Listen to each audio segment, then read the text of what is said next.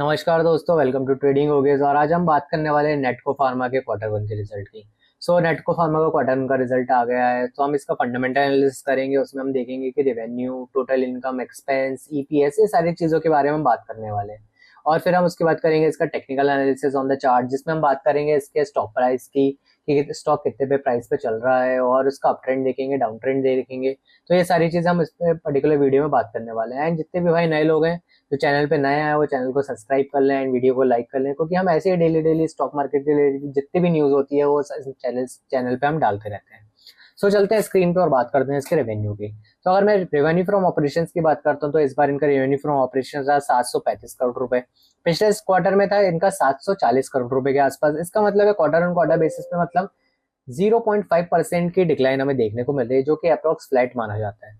लेकिन अगर मैं पिछले साल की बात करता हूँ, तो पिछले साल इनका रेवेन्यू रहा 1300 करोड़ रुपए, यानी ईयर ऑन ईयर बेसिस में बात करूँ तो भाई 44% की शार्प डिक्लाइन हमें देखने को मिल रही है, जो कि काफी ज्यादा नीचे मानी जा रही है इस पर्टिकुलर कंपनी के लिए। तो भाई अगर कोई पर्टिकुलर स्टॉक या कोई कंपनी अगर 40% के लगभग अगर डिक्लाइन दिखाती है, तो उसके लिए काफी अच्छी परफॉर्मेंस नहीं माना जाता है। तो ये थोड़ा सा इन्वेस्टरों के नेगेटिव पॉइंट में आने की चांस हो रहा है। अब हम इसकी टोटल इनकम की बात करेंगे, तो इसकी टोटल इनकम रहा 790 करोड़ रुपए के आसपास, जो कि पिछले बार था 816 करोड़ रुपए।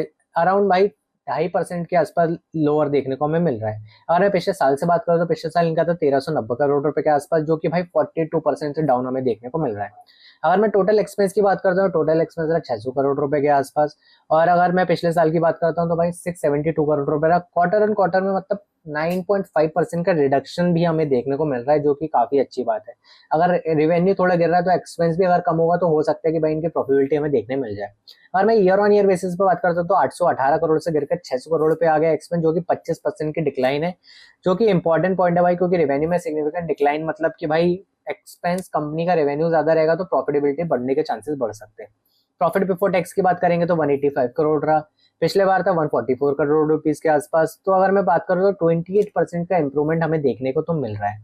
अगर मैं ईयर ऑन ईयर की बात करता हूँ, तो 571 करोड़ था। और अगर मैं इस बार की बात करूँ, तो 185 करोड़ था, यानी ईयर ऑन ईयर 67% की डिक्लाइन हमें देखने को मिल रही है on a profit before tax में। अगर मैं बात करता हूँ प्रॉफिट आफ्टर टैक्स की, तो प्रॉफिट आफ्टर टैक्स रहा इनका भाई 206 करोड़ रुपए के आसपास। पिछले बार था 269 करोड़ रुपए, यानी क्वार्टर ऑन क्वार्टर बेसिस पे प्रॉफिट अराउंड 23% डाउन हमें देखने को मिल रहा है। और अगर मैं ईयर ऑन ईयर बेसिस पे बात करूं, तो भाई 480 करोड़ था, यानी 57% की डिक्लाइन हमें देखने को मिल रही है प्रॉफिट आफ्टर टैक्स में। तो भाई ये तो काफी ज्यादा नेगेटिव पॉइंट हमें देखने को मिल रहा है इस पर्टिकुलर कंपनी के लिए।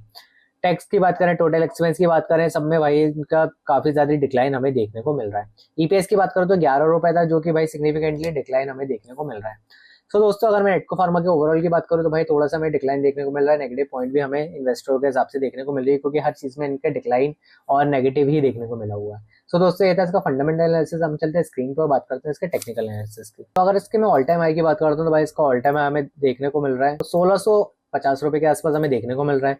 और अगर मैं थोड़े से रीसेंट बॉटम की बात करते हैं, हम ज्यादा बॉटम पे नहीं जाएंगे, अगर हम रीसेंट बॉटम की एक हम पर्टिकुलर बात करते हैं, तो यहाँ पे हमें एक छोटी सी ट्रेंड लाइन देखने को मिल रही है, जो कि 833 रुपए के आसपास चल रही है।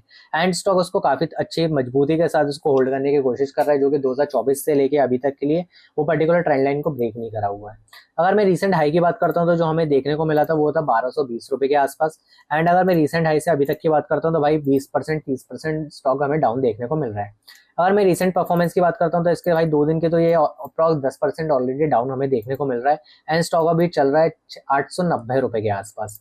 दोस्तों, हम इसमें क्या कर सकते हैं, अगर मैं थोड़ा सा रेजिस्टेंस की बात करें हम, तो भाई 990 रुपए के आसपास एक हमें रेजिस्टेंस मिल रहा है। अगर जब तक इसके ऊपर ब्रेक नहीं करता है, तब तक हमें 1200 के आसपास इसका टारगेट देखने को नहीं मिलेगा। एंड अगर डाउन ट्रेंड में किसी भी केस में भाई अगर ये ट्रेंड लाइन ब्रेक कर देता है, तो हमें इजीली ये पर्टिकुलर स्टॉक में हमें एक डाउन ट्रेंड देखने को मिल सकता है, जो कि हो सकता है 722 रुपए के आसपास तक का। दोस्तों, जितनी भी हम सारी चीजें बात कर रहे हैं, सारी चीजें एजुकेशन पर्पज के लिए, इसमें हमारा कोई इंटेंशन नहीं है बाय और सेल करने का। एंड जितों के पास भी नेटको फार्मा या कोई भी स्टॉक रिलेटेड क्वेरी हो, वो हमें कमेंट सेक्शन में बता सकते हैं, वहाँ पे हम इस डिस्कशन स्टार्ट कर सकते हैं। दोस्तों, ये था नेटको फार्मा का क्विवन रिजल्ट। मिलते हैं किसी और न्यू वीडियो में। धन्यवाद।